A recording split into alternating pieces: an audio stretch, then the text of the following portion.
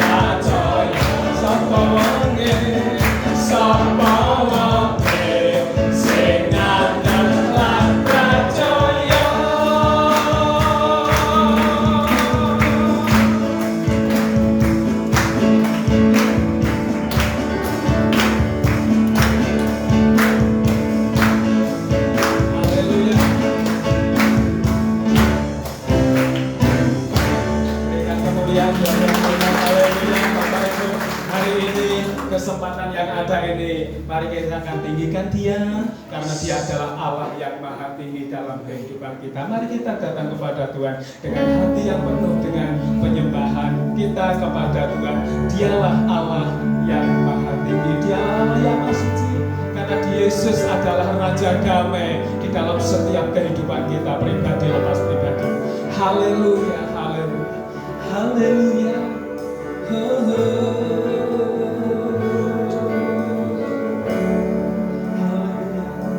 Terima kasih Tuhan. Yang maha tinggi, Dialah yang maha suci, Dialah yang maha suci, Dialah Yesus, Dialah Yesus.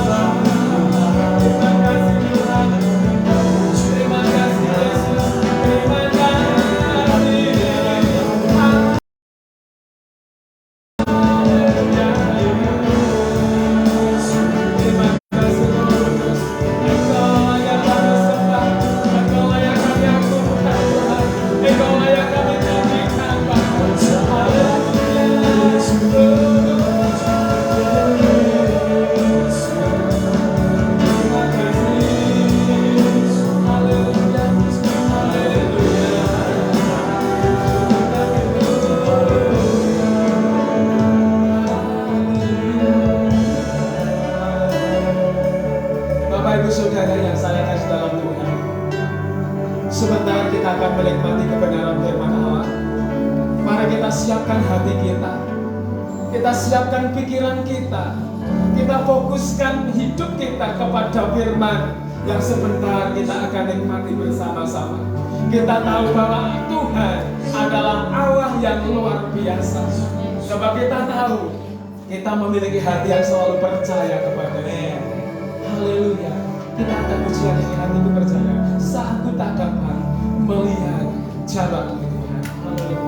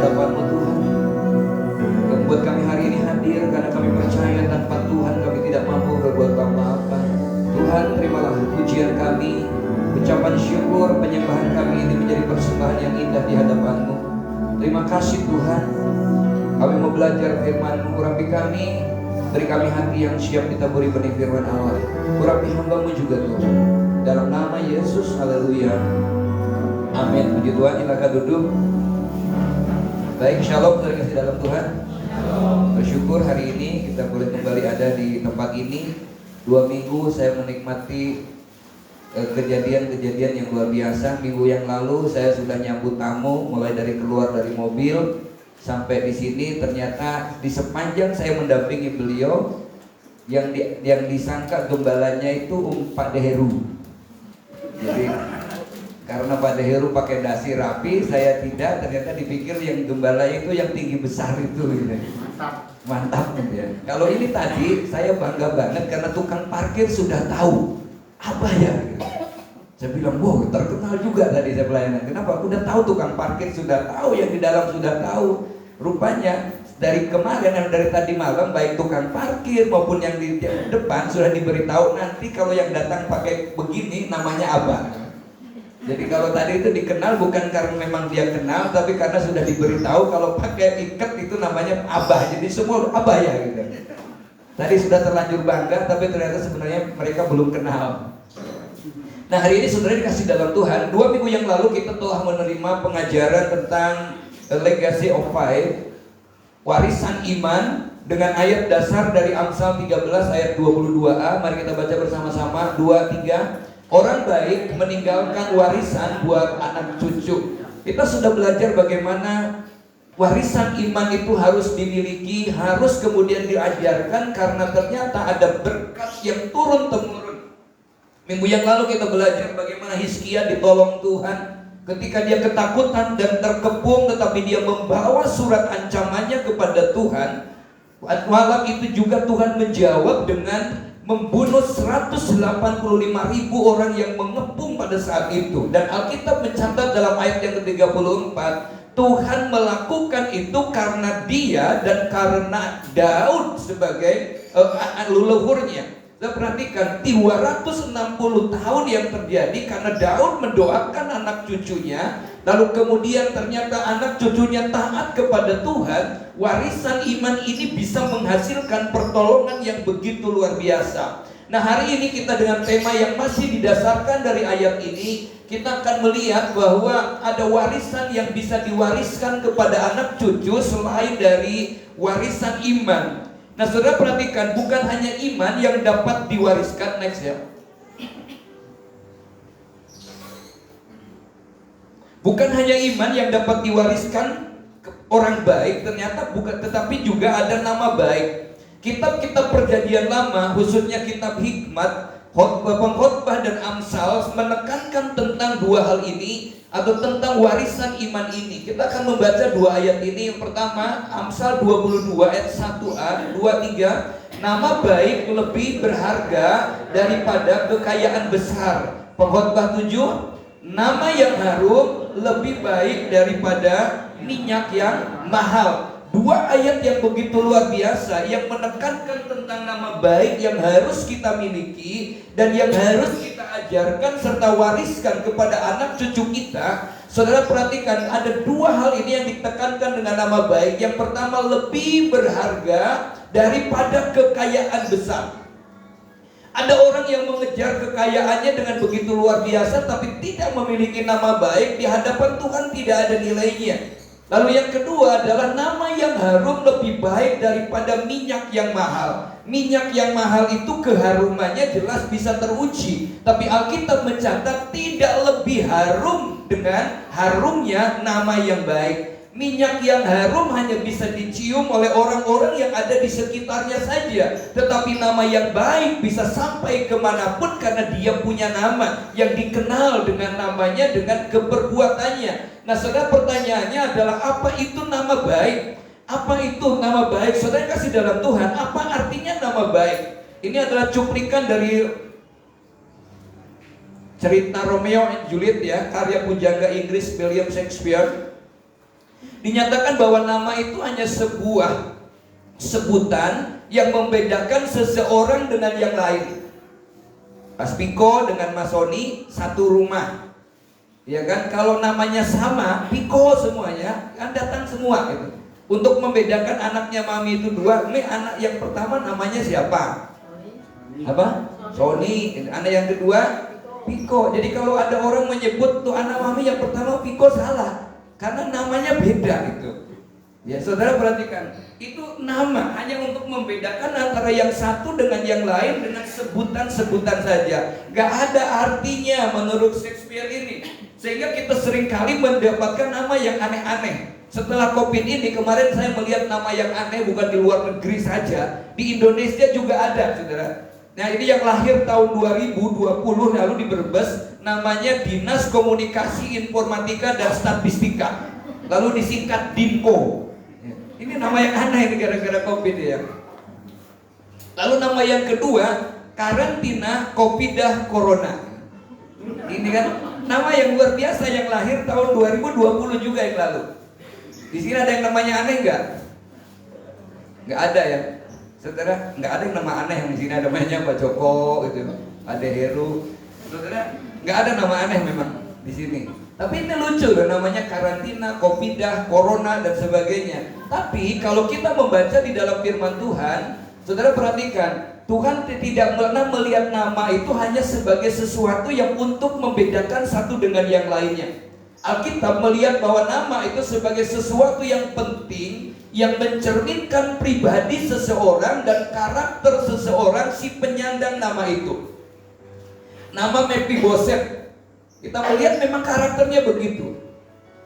Saya mengambil nama Daniel, Tuhanlah Allahku, sikap keberaniannya yang luar biasa, saudara, dan itu nama. Nah, makanya di dalam Alkitab ada nama-nama yang kemudian diganti untuk menunjukkan karakter-karakter berikutnya. Saudara perhatikan, satu contoh adalah nama Abram diganti dengan nama Abraham. Ya, Abram diganti dengan Abraham. Abram itu hanya bapak, tapi Abraham itu adalah bapak banyak bangsa. Lalu kemudian Sarai hanya ibu saja, tetapi begitu namanya diganti Sarah, kemudian dia menjadi ibu banyak bangsa. Siapa lagi yang di situ yang diganti? Yakub.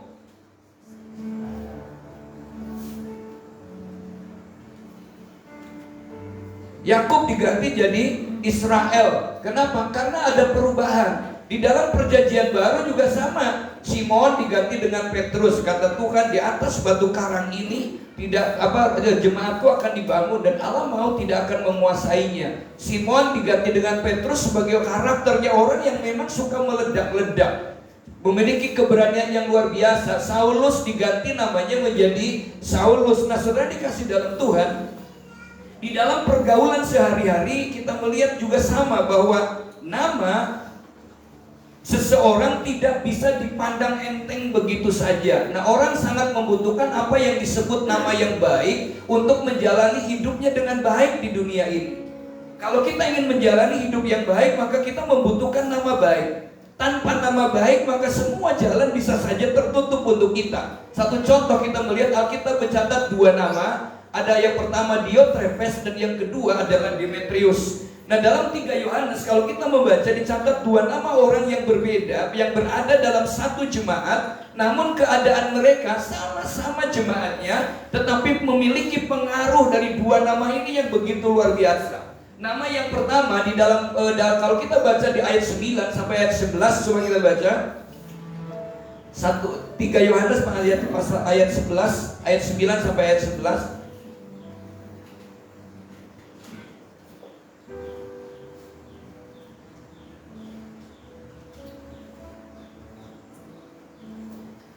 Saya akan bacakan. Aku telah menulis sedikit kepada jemaat, tetapi Diotrephes yang ingin menjadi orang terkemuka. Kita baca 2-3. Aku telah menulis sedikit kepada jemaat, tetapi Diotrephes yang ingin menjadi orang yang terkemuka di antara mereka tidak mau mengakui kami. Ayat 10. Karena itu apabila aku datang, aku akan meminta perhatian atas segala perbuatan yang telah dilakukannya. Ayat 11-nya, 2-3. Saudara-saudaraku yang kekasih, janganlah meniru yang jahat, melainkan yang baik. Barang siapa berbuat baik, ia berasal dari Allah. Tetapi barang siapa berbuat jahat, ia tidak pernah melihat Allah. Namanya Diotrephes. Dia ada di dalam jemaat tetapi terkenal dengan perbuatan yang jeleknya. Sampai ada ayat yang mengatakan bahwa barang siapa berbuat baik, perhatikan, bukan nama, bukan masalah KTP-nya Kristen, tetapi disebutkan barang siapa berbuat baik, dia berasal dari Allah. Ini satu penegasan dari Tuhan bahwa sesuatu yang luar biasa. Kalau dia berbuat baik, dia berasal dari Allah. Sementara kalau tidak, dia berasal dari si jahat. Nah, saudara dikasih dalam Tuhan, 1 atau 3 Yohanes atau surat 1 Yohanes ini ditulis kurang lebih tahun 100 setelah Kristus. Sampai sekarang keharuman yang tidak baik dari Diotrepes ini masih dikenal. Dan sampai kapan dikenalnya? Sampai kesudahan zaman. Bahkan sampai di kekekalan akan dikenal. Lebih dari 2000 tahun lenyap dari muka bumi, tetapi nama ini terus menebar bau kebusukan dari satu generasi ke generasi yang lain. Ini satu sejarah tentang Diotrepes, bagaimana sampai sekarang orang masih mengenal Diotrepes ini adalah orang yang tidak baik. Makanya sampai hari ini tidak ada jemaat Tuhan orang Kristen yang pengen dinamain baptis namanya Diotrepes. Ya kan, seperti yang tokoh lain Isabel ya. Nah, Yohanes mengatakan bahwa orang yang bernama Diotrepes itu dikenal yang pertama seorang yang egois. Egois itu mementingkan diri sendiri. Lalu yang kedua seorang yang ambisius, selalu ingin yang terkemuka, selalu ingin menjadi yang nomor satu, selalu ingin yang menjadi yang terbaik untuk yang positif, tetapi itu tidak masalah. Tapi kadang ambisi terus, kalau perlu adalah dengan menjatuhkan orang lain, dengan menggagalkan orang lain. Yang penting saya bisa berhasil, bisa nomor satu. Nah, saudara dikasih dalam Tuhan, ini nama Diotrepes. Nah, nama Diotrepes begitu luar biasa. Yang kedua adalah seorang yang mulutnya kasar. Ini yang sangat aneh bagi kita. Ternyata dari zaman dulu sudah ada jemaat yang model begini. Ada jemaat yang egois, ada jemaat yang ambisius, padahal penyembahannya sama. Kok bisa gitu ya? Dari dulu sudah ada. Ada tetap yang katanya sudah ada di dalam Tuhan, tetapi mulutnya, kata-katanya kasar. Lalu yang kedua, kata-katanya kotor. Yang ketiga, kata-katanya penuh gosip. Dan yang keempat, kata-kata orang penuh dengan kesombongan. Orang yang sombong selalu ingin menunjukkan keberadaannya bukan untuk Tuhan dipermuliakan, tapi untuk dirinya sendiri. Saudara, kebanyakan begitu. Nah, berikutnya adalah seorang yang berhati jahat dan tidak mempunyai jiwa sosial sama sekali. Tanpa ada kerinduan untuk memiliki jiwa sosial. Tamu-tamu kita yang akan datang minggu depan itu adalah tamu-tamu yang aneh bagi saya. Kenapa? Udah disiapkan untuk jalan-jalan, mereka tidak mau gitu. Saya maunya di LP sore pelayanan. Selagi saya di Jogja, saya mau melayani gitu. Ternyata yang dokter tidak jadi datang hari Selasa, pindah hari Jumat, sehingga pembekalan untuk bahaya narkotikanya hari Sabtu. Lalu yang hari Rabu, yang hari Selasa datang itu tidak nganggur, mulai dari Jakarta mampir ke Cirebon, LP pagi sore, lalu kemudian siangnya dia ke Kuningan, dari Kuningan turun ke LP Tegal. Sudah perhatian dalam satu hari ini orang kurang kerjaan. Dari Tegal kemudian nginep di Semarang 2 LP juga melayani. Baru sore jam 5 berangkat ke Jogja, sampai Jogja jam 8, jam 9. Paginya mereka tidak nganggur. Udah saya daftarkan di LP Cebongan, supaya di LP Wirogunan, supaya selesai itu istirahat. Mereka masih tetap minta, Abah, Bu, tolong di LP sebelahnya itu loh yang belakangnya, supaya kami sekalian datang 2 LP di siang itu. Akhirnya saya telepon lagi supaya bisa melayani di 2 LP itu. Sudah perhatikan, apakah selesai di situ? Tidak. Pulang dari situ langsung pelayanan kesehatan di sini. Malamnya sudah ada hanya ibadah di sini. Abang, enggak, saya cari 4 tempat ibadah supaya semua kami yang ada di Jogja bisa melayani. Akhirnya bagi Parangtritis, bagi Maguwo, lalu bagi lagi ke Pak Arif di Sleman. Saya pikir Kemisnya istirahat. Yang 4 orang jam 4 pagi sudah berangkat ke Purwokerto karena melayani di LP Purwokerto. Sementara yang 2 orang saya bilang, Om istirahat. Tidak, saya mau ke LP Wonosari. Ada LP Wanita 2 di sana. Jadi saya harus negosiasi lagi ke LP sana untuk bisa masuk. Saudara perhatikan, ini orang yang hatinya berbeda. Tapi Diotrepes adalah hatinya jahat dan tidak mempunyai jiwa sosial sama sekali. Dan saya percaya di tempat kita dengan filosofinya adalah Philadelphia Family, kita tidak ada yang memiliki karakter yang seperti ini. Roh Diotrepes, saudara, dari ayat ini kita melihat bagaimana seorang yang beroleh nama jelek. Bagaimana seseorang memiliki nama yang jelek? Kenapa luarnya memang Kristen, tetapi hatinya masih jauh dari Kristus. Ayat ini menjelaskan kepada kita di akhir zaman untuk kita bisa sadar ternyata masih ada orang-orang yang ternyata dari zaman dulu luarnya percaya Yesus tetapi hatinya jauh dari Tuhan. Nah, hal ini nampak bukan melalui namanya, tetapi tampak melalui karakter yang jelek yang melimpah keluar. Minggu yang lalu saya sudah bilang, kalau ada orang yang bilang yang penting hatinya, hatiku baik, kelihatannya itu rohani, tapi sebenarnya itu juga tidak rohani. Itu bentuk dari kesombongan. Mengapa? Karena kalau hatinya baik, pasti keluarnya juga baik. Sebab apa yang keluar dari mulut adalah berasal dari hati. Apa yang ada di dalam mimik muka kita adalah keluar dari hati. Apa yang dilihat orang dari gerakan kita juga keluar dari hati. Sehingga Tuhan Yesus mengatakan, sehingga orang lain melihat perbuatanmu yang baik dan memuliakan Bapakmu yang ada di sorga. Rasul Paulus menyebutnya, biarlah kebaikan hatimu diketahui semua orang. Nah, bagaimana orang tahu hati kita kalau kita tidak bisa memperlihatkan dengan yang kelihatan? Nah, saudara dikasih dalam Tuhan, mengapa bisa demikian? Virus Diotrepes telah masuk ke dalam gereja dari mulai permulaan awal gereja sampai kepada gereja di akhir zaman, bahkan akan semakin lagi. Kalau tidak hati-hati, kata Tuhan, yang jahat akan semakin jahat. Ini memang menyedihkan, tetapi benar bahwa ada banyak sekali orang yang memiliki nama Kristen, sebutannya Kristen, namun sesungguhnya dia tidak mencerminkan kekristenannya. Saya selalu menyebutkan bahwa Kristen itu bukan agama. Kristen itu adalah sebuah tanggung jawab, karena Yesus tidak pernah mendirikan agama Kristen. Yesus menyebutnya anak-anakku, saudara-saudaraku, kekasihku, sahabatku. Tetapi ketika orang di Antioquia melihat cara hidup orang Kristen, secara otomatis akhirnya orang menyebutnya Kristianus, artinya Kristus kecil. Kenapa? Karena memiliki gaya hidup seperti hidupnya Yesus. Itu berarti Kristen itu sebenarnya adalah sebuah gaya hidup yang bisa dilihat dari perbuatannya, yang bisa dilihat dari sikap hidupnya, bukan hanya sekedar aksesoris. Nah, saudara dikasih di dalam Tuhan Yesus Kristus, nama yang kedua yang muncul dalam 3 Yohanes adalah Demetrius. Ayat yang ke-12 mari kita baca bersama-sama, 2-3. Tentang Demetrius, orang memberi kesaksian yang baik, malah kebenaran sendiri memberi kesaksian yang demikian. Dan kami juga memberi kesaksian yang baik tentang dia. Dan engkau tahu bahwa kesaksian kami adalah. Ini menjelaskan yang begitu luar biasa tentang nama yang kedua yang disebut dengan Demetrius, bukan Diotrepes.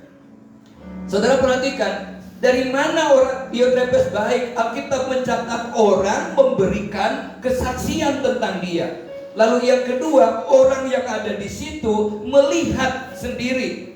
Lalu ketika Paulus ada di sana, dia melihat, dan orang yang ada di situ merasakan. Makanya dalam buku Menjadi Surat Pujian, saya menyebutkan bahwa puncak dari kekristenan itu ada 3. Bukan dari sisi materinya. Puncak dari kekristenan itu adalah apa yang orang lain lihat dari kita, apa yang orang lain dengar tentang kita, dan apa yang orang lain rasakan ketika kita ada bersama-sama dengan mereka. Saudara perhatikan, apalagi zaman hari ini semua udah mulai terbuka. Saya berkunjung kemana saja kan saya bilang, kok ya ada yang kenal. Saya berkunjung ke daerah Lobo, jauh di Tahuna sana. Begitu ngobrol, saya sedang ngobrol dengan Pak Bambang Tumbalanya, yang asli sana, orang sana tapi namanya Bambang. Ya saudara, dan ketika ngobrol sedang makan, istrinya rupanya telepon ke Jogja. Kenal nggak dengan namanya ini? Saya perhatikan. Waduh, kalau sampai di sini saya nama jelek, kan di sana kesaksian orang nggak percaya gitu. Saudara perhatikan, ini gaya kadang, apalagi sekarang. Bisa dilihat seperti tadi ketika saya sampai sana, saya parkir motor, untung coba kalau saya parkirnya gitu kan. Orang sudah tahu ternyata di parkiran begitu. Abah ya? Wah, saudara, kenapa? Karena sudah diumumkan nanti kalau ada orang namanya ini Abah, pengkhotbah di sini. Saya naik motor, biasanya kan saya suka banter ya. Ini pelan tadi itu, tik, parkirnya bagus gitu ya. Coba kalau waktu itu dilala saya parkirnya gitu kan. Wah, ngepot gitu kan. Terus kira-kira itu tukang parkir ngomong gimana ya? Keren. Apa? Keren. Wow, keren gitu ya. Atau begitu saya khotbah, jebule biaya. Saudara perhatikan, saya nggak tahu tukang parkirnya bukan orang Jawa, bukan orang Jogja, orang Timur. Kenapa? Karena sudah dikasih foto. Nanti yang namanya ini Abah. Sampai di dalam juga sama, orang sopan, Abah ya, iya, dia bilang. Saudara yang luar biasa, dia bilang untung saja saya sadar Tuhan pimpin. Biasanya saya tuh tidak mengejar, saya kan jarang mengejar waktu. Saya sudah diajarin sama supir bus, Abah jangan pernah mengejar waktu, capek. Terus biar waktu yang mengejar Abah. Maksudnya apa? Harusnya 4 jam, Abah datang 2 jam. Berarti kan waktu yang mengejar Abah. Kan beda kalau kita mengejar waktu. Saudara, perhatikan di sini, dia Trappist punya karakter. Apa yang orang lain lihat, apa yang orang lain dengar, dan apa yang orang lain rasakan, itu kekristenan. Coba dihafalkan, kekristenan itu adalah berpusat pada apa yang orang lain dengar tentang kita, apa yang orang lain rasakan ketika kita hadir, dan apa yang orang lain lihat di dalam kehidupan kita. Nah, Demetrius memancarkan bau yang harum lebih dari 2000 tahun, bahkan mungkin sampai, bahkan bukan mungkin lagi, sampai kepada akhir zaman. Setiap kali orang membaca Alkitab dan sampai kepada 3 Yohanes, nama Demetrius ini muncul sebagai bukti nyata sebuah kehidupan Kristen yang berkenan di hadapan Tuhan. Bukan karena aksesorisnya yang banyak di rumah, yang berbau tentang kekristenan, foto Yesus di sekelilingnya mungkin banyak. Saudara, bukan itu, tetapi orang melihat, dengan kata lain bahwa Demetrius meninggalkan warisan nama yang baik kepada keturunannya, sesuai dengan Amsal pasal 22 ayat 1a mengatakan, nama yang baik lebih berharga daripada kekayaan besar. Peribahasa Indonesia kan juga gajah mati meninggalkan, harimau mati meninggalkan, manusia mati meninggalkan hutang yang meninggalkan. Apa? Gajah mati meninggalkan, harimau mati meninggalkan, manusia mati meninggalkan nama. Yang diceritakan bukan nama yang di sini loh. Saudara pengen tahu tentang seseorang, kelilinglah pada saat layatan. Cerita apa orang tentang yang mati itu? Mungkin waktu hidup udah berani cerita, tapi setelah mati orang itu bisa cerita di rumah kayak gitu. Saudara, ini kalian saya, kenapa saya tahu? Karena saya suka keliling, kan saya nggak pernah di satu tempat. Nah, ini Demetrius. Nah, saudara kasih dalam Tuhan, kita akan melihat sekarang Yudas Iskariot dan Yudas anak Yakobus. Ini sama-sama Yudas, saudara. Yudas Iskariot dan Yudas anak Yakobus. Dalam Lukas pasal yang ke-6 ayat 12 sampai 16 dicatat ada 12 murid Yesus. Di antara 12 ini ada 2 orang yang mempunyai nama yang sama. Yang pertama adalah Yudas Iskariot dan Yudas anak Yakobus. Dijelaskan di sana Yudas A dan Yudas B. Nah, saudara, arti nama Yudas itu baik, dari katanya itu pujian. Namanya luar biasa loh. Namanya pujian, Yuda atau Yehuda. Tetapi sayang saudara, Yudas Iskariot akhirnya menjadi pengkhianat Tuhan. Padahal dia dipilih Tuhan sebagai orang Yahudi asli. 11 murid Yesus itu bukan orang Yehuda, tapi orang Samaria, orang Galilea. Tapi Yudas Iskariot itulah yang asli orang Yehuda, supaya dia tahu kemana harus pergi. Makanya dia sangat kenal, sangat familiar dengan tempat-tempat yang ada di Yehuda, dan sangat familiar dengan ibadah-ibadah dan sinagoga-sinagoga yang ada di sana. Nah, kisah pengkhianatan ini akhirnya membuat nama Yudas Iskariot menyebarkan bau busuk di sepanjang sejarah Alkitab. Ini yang terjadi terhadap Yudas Iskariot. Nah, saudara, yang kedua adalah Yudas anak Yakobus. Dia mempunyai kisah yang lain. Sama-sama Yudasnya, tapi dia punya kisah yang berbeda. Matius pasal 10 ayat yang ketiga, saudara, disebutkan bahwa dia disebut dengan nama Tadeus. Yudas anak Yakobus disebut dengan Tadeus. Menurut tradisi yang beredar, si Tadeus ini, Yudas anak Yakobus ini, saudara perhatikan, ini memberitakan Injil sampai ke daerah Armenia dan Syria. Tapi yang dikenalnya itu Tadeus, bukan Yudasnya. Nah, tahun 56 AD ia mati sebagai martir di daerah Beirut, sehingga sampai sekarang ada gereja di Armenia memberi penghargaan tinggi kepada Yudas Tadeus ini. Dihargai dengan luar biasa. Kenapa? Karena ada pengaruh yang baik. Jadi sebenarnya ternyata tidak semua nama Yudas itu jelek. Tidak semua nama Yudas itu menghasilkan, meninggalkan nama yang jelek. Tetapi karena ada Yudas Iskariot, setitik noda menghamirkan seluruhnya. Sehingga jarang dan hampir tidak pernah ada orang yang mau dibaptis minta namanya Yudas.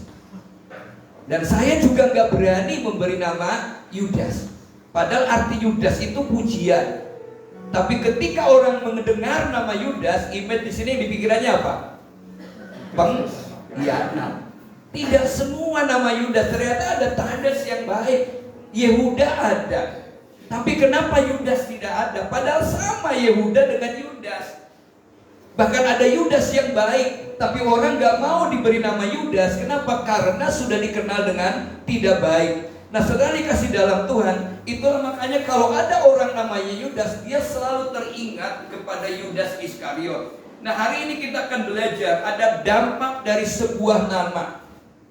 Tidak sembarangan. Kalau kita memiliki nama yang baik, warisan nama yang baik, kenapa disebut lebih berharga, lebih harum? Saudara dikasih dalam Tuhan, ada dampaknya ternyata. Yang pertama, nama dapat membuat malu atau membuat bangga. Ternyata ada orang yang dari nama itu dia malu mengakui dan dia juga bangga mengakui. Saya ketemu dengan Jokowi saja, mungkin kemarin ketika mau Parawi itu ada orang minta pin khusus supaya bisa bertemu dan berfoto dengan beliau. Bilang padahal kan sekarang untuk foto dengan Jokowi gampang toh, di tempat wisata aja bisa naik sepeda bareng Jokowi. Kan gak harus tuh ya, atau bisa di-crop, disejirkan. Tapi orang sangat bangga sampai rebutan minta begitu. Kenapa? Ada kebanggaan dengan orang yang terkenal.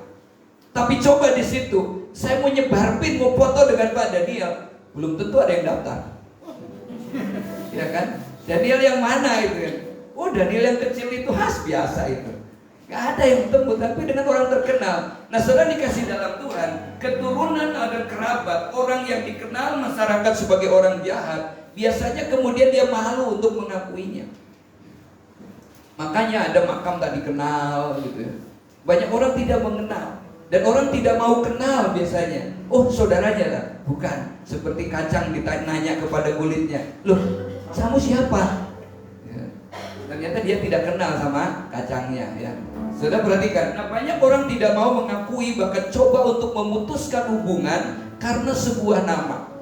Perhatikan, kita mau belajar, anak-anak, orang tua. Anak-anak itu kan mahkota kebanggaan bagi orang tuanya. Orang tua juga sama, ketika pergi kemanapun, oh anaknya siapa, orang tuanya siapa. Bahkan mau buka rekening saja ditanya nama ibunya, ditanya ibu kandung gitu ya. Bahkan mau pergi kemanapun ditanya juga nama orang tua. Mau nikah juga ditanya nama orang tua. Mau baptis ditanya nama orang tua. Saudara dikasih dalam Tuhan, ini nama. Sebaliknya kerabat keturunan orang yang punya nama baik, mereka bangga karena pertalian darah. Sampai minta kan, ada terasi A, terasi B, senang banget. Sehingga kalau kemudian ada kumpul bareng ini, terah ini, oh senang, terah siapa, terah siapa. Nggak ada kan di sini terah yang jahat, itu nggak ada. Tapi terah mesti sesuatu yang baik. Nah, saudara, dengan terus terang dan penuh keyakinan mereka akan memproklamirkan kalau garis keturunannya baik. Nah, ini dampak dari sebuah nama. Yang kedua, nama dapat menutup atau membuka pintu. Saudara dikasih dalam Tuhan, ketika kita ngobrol dengan seseorang, mungkin ketika kita mencari kerja atau kita membutuhkan pertolongan seseorang, orang bisa saja awalnya membuka pintu karena melihat kita, melihat penampilan kita. Tetapi begitu ditanya dari mana, siapa, lalu asalnya nenek moyangnya siapa, dan sampai kepada orang tertentu dan orang itu kenal, orang bisa langsung menjaga. Kenapa? Karena terkenal orang tuanya, karena terkenal kerabatnya. Jangan-jangan dia juga sama. Saudara dikasih dalam Tuhan, pintu pekerjaan, pintu hal-hal yang lain, nama seseorang itu bisa berdampak negatif atau positif. Mari kita renungkan ini, warisan nama yang baik. Kita orang tua sudah mewariskan nama yang baik belum kepada anak-anak? Ya, anak-anak juga sama. Apakah kita juga memberikan nama yang baik? Banyak pintu yang tadinya nampak terbuka, kemudian karena keterikatan dengan sebuah nama yang disebut dengan notorius atau dikenal tidak baik atau tidak, kemudian tiba-tiba menjadi orang yang menutup pintu bagi kita. Jadi yang pertama, nama dapat membuat malu atau bangga. Yang kedua, nama dapat menutup atau membuka pintu. Saudara, ketika mau cari kerja, udah dititipkan, tapi begitu tahu sejarahnya, seringkali kita gagal karena sejarah, karena masa lalu. Yang berikutnya, nama dapat membuat orang percaya atau tidak. Saudara dikasih dalam Tuhan, nama dapat membuat orang percaya. Dalam Kisah pasal yang ke-6, kita mencatat pertumbuhan jemaat yang mula-mula begitu luar biasa. Dan kalau kita melihat di sini, saudara, ketika rasul-rasul mulai sibuk melayani sehingga ada pelayanan meja yang tidak bisa dilakukan, maka rasul-rasul kemudian memilih 7 orang, memutuskan untuk membentuk satu tim diaken yang membantu mereka.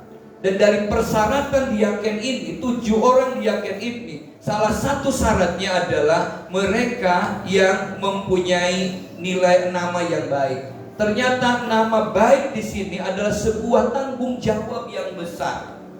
Tuhan memilih nama yang baik. Tuhan sangat melindungi orang-orang yang memiliki nama baik. Bukan namanya yang baik, tetapi karakter yang baik yang mencerminkan nama itu. Makanya seseorang memberi nama pasti punya tujuan. Ada orang yang bertanya, "Abah, kok kalau memberi nama baptis kok namanya ini? Sejarahnya apa?" Saya bilang, saya biasanya melihat nama kedua. Nama orang itu nama pertama atau nama kedua. Yang kedua saya melihat dari wajahnya, melihat dari cara berjalannya, dia cocok dengan nama yang mana. Jadi tidak sekedar memberi nama. Bahkan nama anak kita saja pasti kita punya maksud. Mami tahu artinya nama Viko? Tahu papi dulunya. Hah? Yang tahu papi? Nggak diberitahu. Ya gitu kan. Kita kan memberi nama. Pak Joko tahu namanya? Tahu. Joko Marsanto. Joko itu artinya biar awet muda gitu katanya. Oh. Joko terus. Joko terus. Iya. Sudah 64 tahun tetap Joko. Tapi ibunya juga bukan ini, jadi Bu Joko juga ya. Iya. Lalu Marsantonya?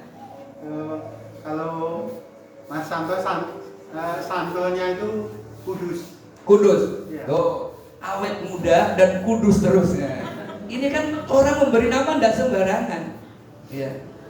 Gak tahu di sini. Inmas. Namanya apa?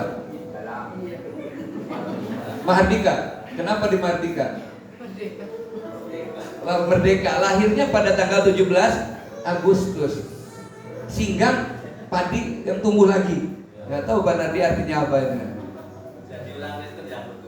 Oh, menjadi orang Kristen yang bertumbuh. Berarti kan kita punya nama. Kita punya nama karena kita punya makna. Gak ada orang yang nama katakan ginep, gak ada. Pahit, nama-nama yang aneh-aneh kan gak ada.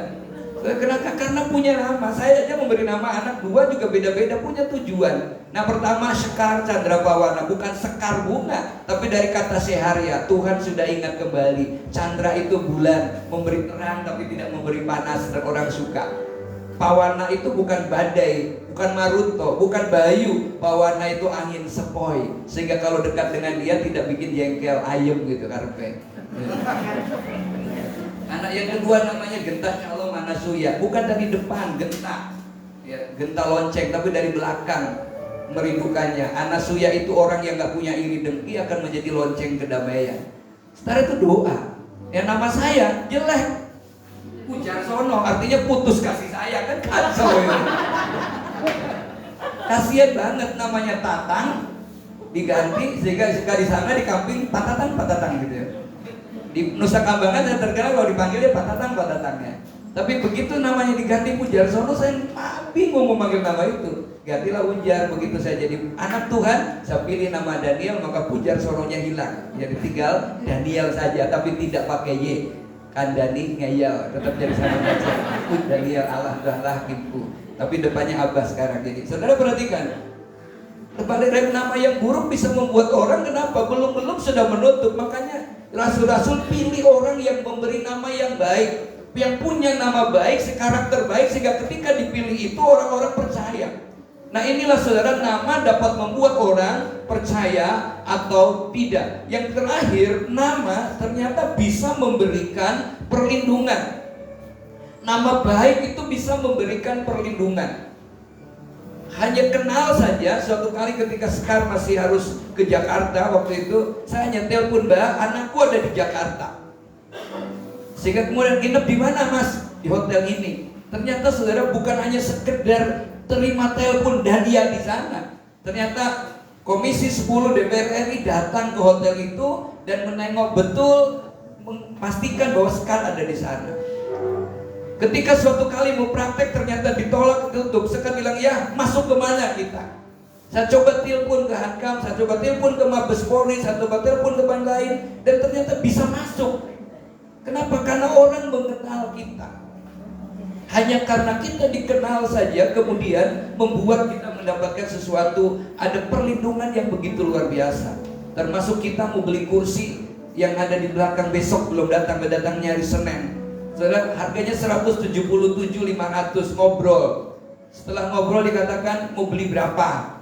Bilang harganya berapa? Sudah tak diskon aja 135.000 dari 177. Mau beli berapa?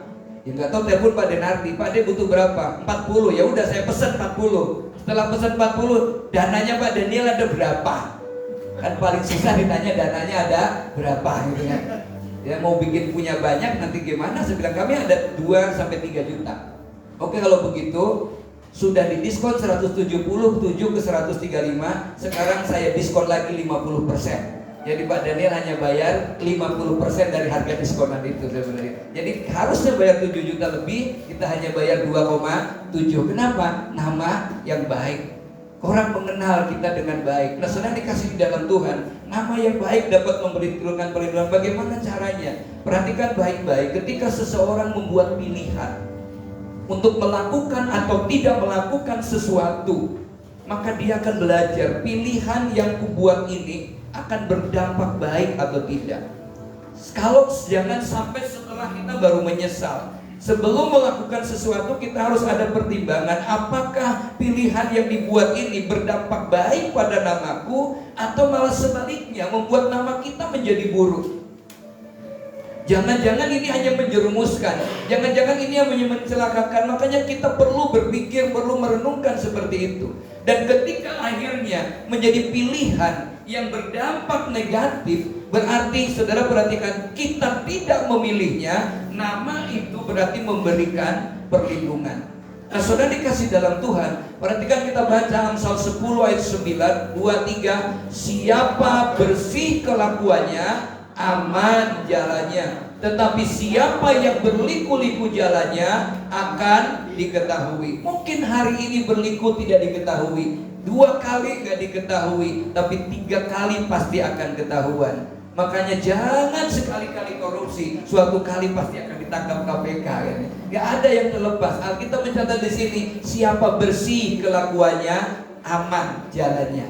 Kalau kita kelakuannya bersih, karakternya baik, aman jalan kita. Meskipun ada liku-liku yang kita hadapi, tetap Tuhan akan menuntun kita ke masa depan yang penuh dengan pengharapan. Tetapi siapa yang berliku-liku jalannya, yang berliku-liku itu kan lambang, gambaran dari ular yang pada satu tujuan, dia selalu tidak jelas, mubeng, ditelaskan gak jelas. Kata firman Tuhan ini, jalannya akan diketahui. Dari kalau diketahui di belakang, kan akhirnya kita malu dan dipermalukan oleh diri sendiri. Kita mau belajar kepada firman ini, siapa bersih kelakuannya, aman caranya.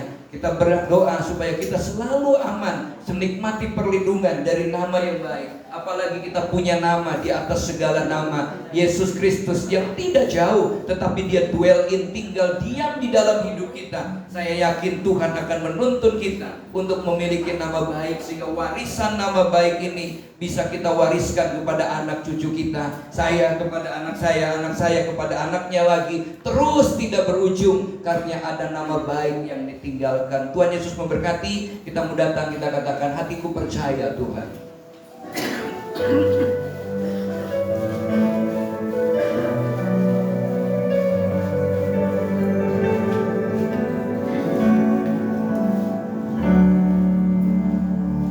Hatiku percaya,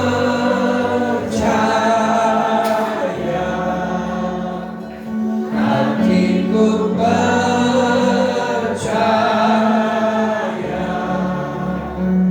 hatiku percaya, selalu ku percaya.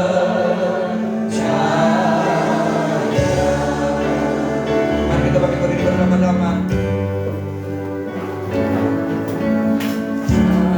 Saat ku tak melihat jalanmu, saat ku tak mengerti rencanamu, namun tetap ku pegang janjimu.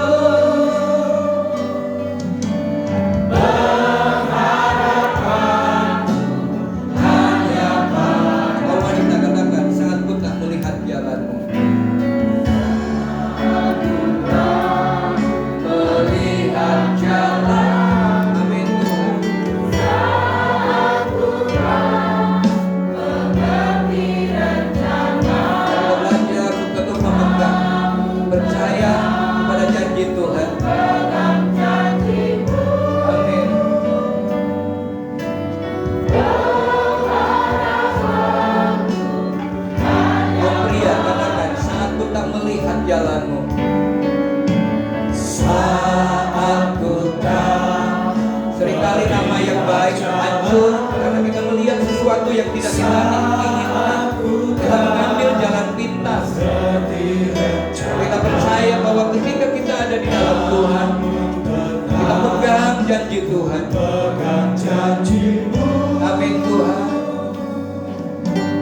Pengharapanku hanya padamu, kan? Ayo kasih itu. Hatiku percaya, ku percaya,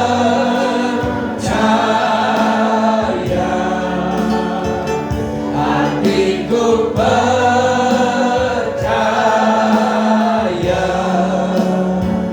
hatiku percaya,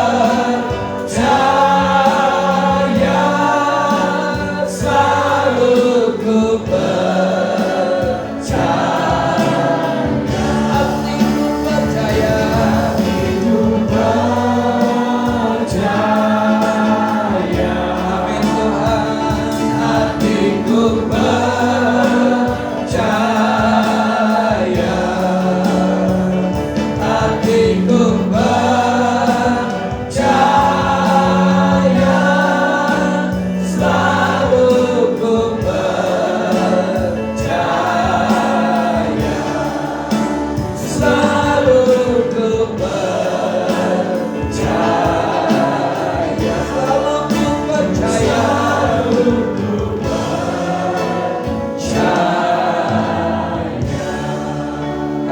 kepadamu Tuhan, kami sudah mendengar firman-Mu. Bagaimana kami harus mewariskan nama yang baik kepada anak cucu kami. Bukan hanya bagi kami orang tua, tapi bagi yang muda, satu tekad untuk mewariskan nama yang baik kepada generasi berikutnya. Akan menuntun kami kepada penyerahan total kepada pimpinan Roh Kudus. Karena kami sadar daging itu lemah, karena kami sadar tubuh ini lemah. Kami membutuhkan Roh Kudus yang bertahta dan menuntun kehidupan kami. Tuhan, ini hidup kami. Kalau selama ini kami tidak mencerminkan Kristus nyata di dalam hidup kami, ampuni kami Tuhan. Basuh kami dengan darah-Mu. beban hati dan pikiran kami, supaya Roh Kuduslah yang berdaulat atas kehidupan kami. Kami sungguh percaya kalau kami ada di dalam Tuhan dan kami setia kepada Tuhan. Firman Tuhan menyebutkan bahwa nama yang baik lebih berharga daripada emas. Orang yang kelakuannya bersih, aman jalannya. Kenapa? Karena kami menikmati perlindungan Tuhan yang sempurna di dalam hidup kami. Bahkan Tuhan juga berkata kalau kami setia di dalam Tuhan, apapun yang diperbuat kita akan dibuat Tuhan berhasil, beruntung dengan segala hal yang baik. Mari hari ini saudara, kita tetapkan untuk minta Roh Kudus menuntun kita, Roh Kudus mengurapi kita, supaya nama baik itu lahir dari kehidupan kita. Bukan hanya Kristen aksesoris, tapi Kristen yang mencerminkan Kristus nyata di dalam kehidupan kita. Terima kasih Tuhan. Terpujilah namamu Yesus. Haleluya, haleluya. Kagum hormat akan Engkau. Agungkan Tuhan.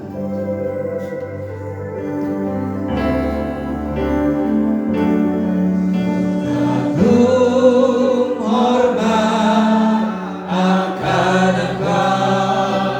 Kami bangga kepadamu. Kagum hormat akan Engkau. Kau Allah yang layak dipuji. Ku kagum akan. Dengan sepenuh hati katakan ku kagum hormat. Kagum hormat akan Engkau. Ku kagum hormat akan Engkau. Kau Allah yang layak dipuji. Ku kagum akan Engkau. Ku kagum akan Engkau. Ku kagum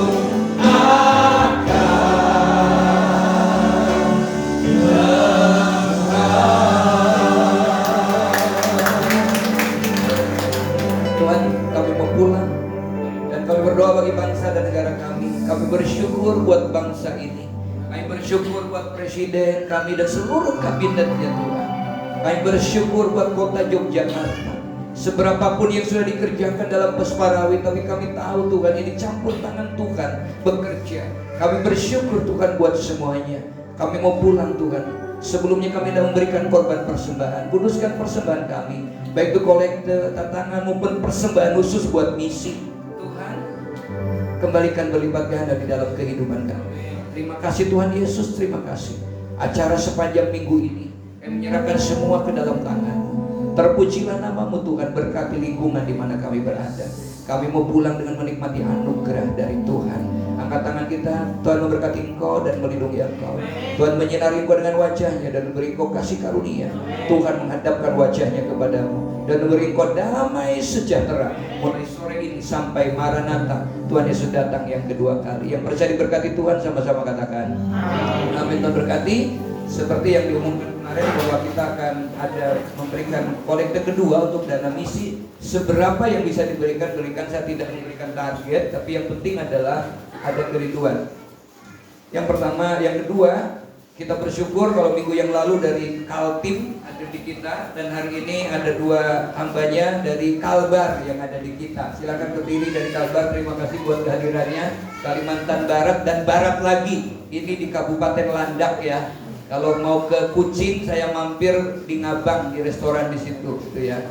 Yang satu kemarin saya dikenalkan dengan tim yang dari Kalbar. Ini ayah saya termasuk juga teman kuliah. Jadi ayah juga teman kuliah ya, Ibu Restri, yang tim dari Paduan Suara Kalbar ya. Saudara doakan buat hari besok. Mulai besok saya akan kedatangan tamu. Tadi sudah ada WhatsApp dari jemaat. John Samuel akan hadir di Jogja juga. Jam sore sampai Jogja. Selasa jam 3 pagi saya menjemput tim dari Jakarta. Tetapi yang dokter tidak jadi pelayanan narkotika, bahaya narkotika hari Selasa, karena beliau ada tugas, sehingga akan ada pelayanannya hari Sabtu tanggal 2.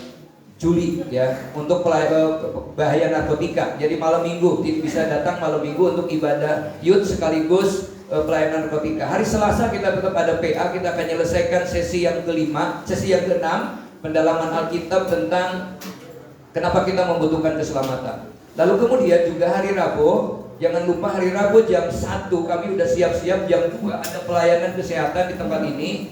Dokter anak, jadi anak-anak bisa hadir.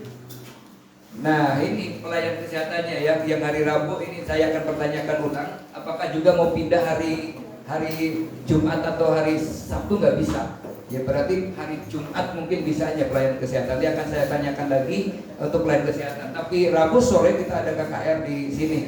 Itu ya. Jadi hari Minggu kita ada ibadah dan disertai dengan perjamuan kudus di tempat ini. Jadi untuk pelayanan kesehatan saya masih akan tanyakan lagi, saya akan umumkan nanti. Tuhan Yesus memberkati.